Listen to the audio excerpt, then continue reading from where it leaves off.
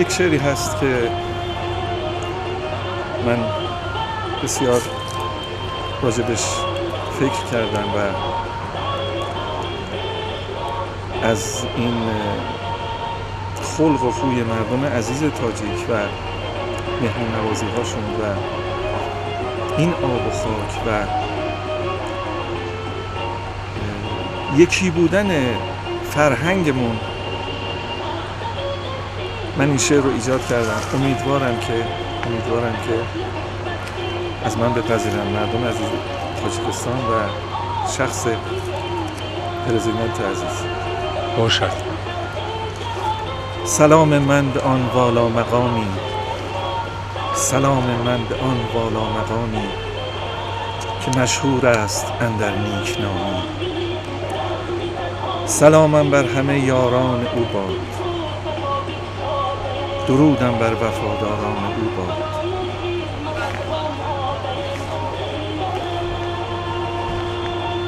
درودم هر زمان بر آن جوان مرد که بهر خلق خود آرامش آورد. گرفتم کوله بار خود ز ایران، سفر کردم به ملک تاجیکستان. شدم چون آشنا با مردمانش، همی با مردمان مهربانش. ندارم اندر اینجا حس غربت، شدیدم مردمان با محبت. شوی ناخوانده گر مهمان بر ایشان، پذیرایی کنندت از دل و جان.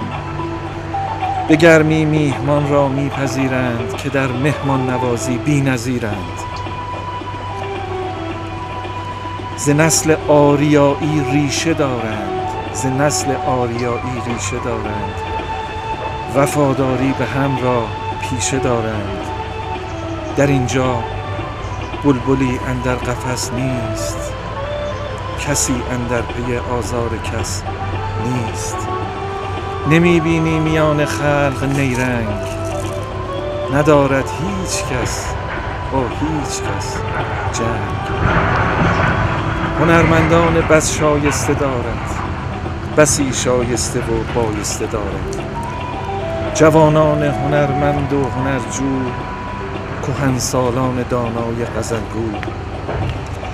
دیار عشق و شعر و شاهد و شمع، همیشه عاشقانش گرد هم جمع. دیار شعر و شاعر هاست اینجا، دیار شعر و شاعر هاست اینجا. اصالت در سخن پیداست اینجا. دیار شعر و صدر دین عینی است، که اینجا خاک مولانای رومی است. دیار بشنو از نی هاست اینجا، دیار شمس و مولاناست اینجا. سخندانان با اصل و اساسند، سخندانان با اصل و اساسند، که حافظ راز ما بهتر شناسند. به هر سو بنگری در کوهساران، خروشان است از آن آبشاران. بود خاکش گهربار و گهرخیز، هوایش روح افزا و دلانگیز.